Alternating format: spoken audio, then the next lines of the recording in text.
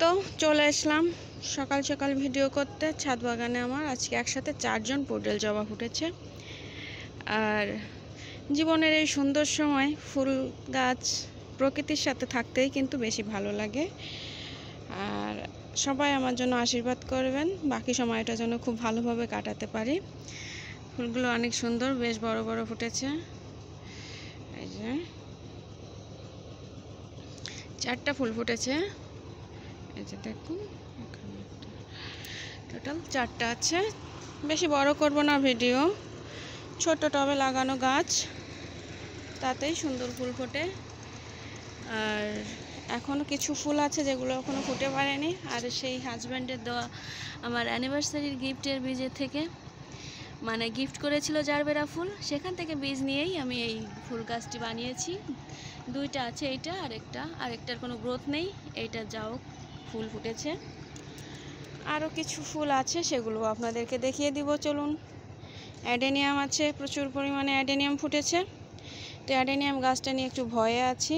গাছের কডেক্সটা একটু দেখুন, এই যে দেখুন, একটু হলদে ভাব হয়েছে। আজকে হয়তো বা উঠিয়ে দেখা হবে কি দেখি অবস্থা। আর এই যে আছে কিছু বাগান বিলাস জবা আছে, আরও বেশ কিছু লাল জবা ফুটেছে। এটা লেডেন রেড, এটা দেশি 5 পাপড়ির জবা 2টা। আর এটা আপনার অগ্নি জবা, একটা কমলা থোকা ফুটেছে আর একটা গোলাপি থোকা। আজকে বেশ অনেকগুলো ফুলই ফুটেছে। আমার ফুলের ভিডিওগুলো আপনাদের কাছে কেমন লাগে অবশ্যই একটু কমেন্ট করে জানিয়ে দেবেন, তাহলে নতুন ভিডিও করতে আমার খুব ভালো লাগবে।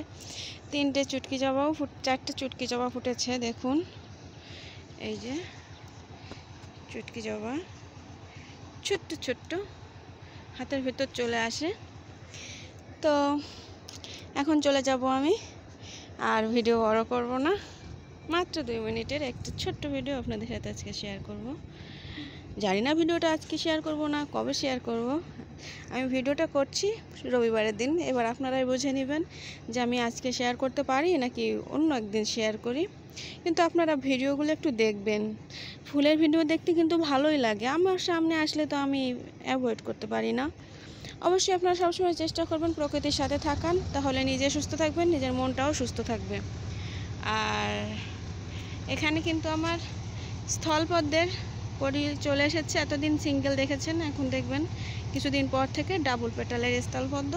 আর দেখুন পিঁপড়া, প্রচুর পরিমাণে পিঁপড়া হচ্ছে, যার কারণে এই কলিগুলো নষ্ট হয়ে যাচ্ছে। এই পিঁপড়া থেকে মুক্তি পেতে পারি কিভাবে অবশ্যই একটু কমেন্ট করে জানাবেন। আর কিছু কলি, একটা কলি এখানে হলুদ হয়ে গেছে। স্থলপদ্মে নতুন ফুল দেখার জন্য অপেক্ষায় রইলাম আমরা।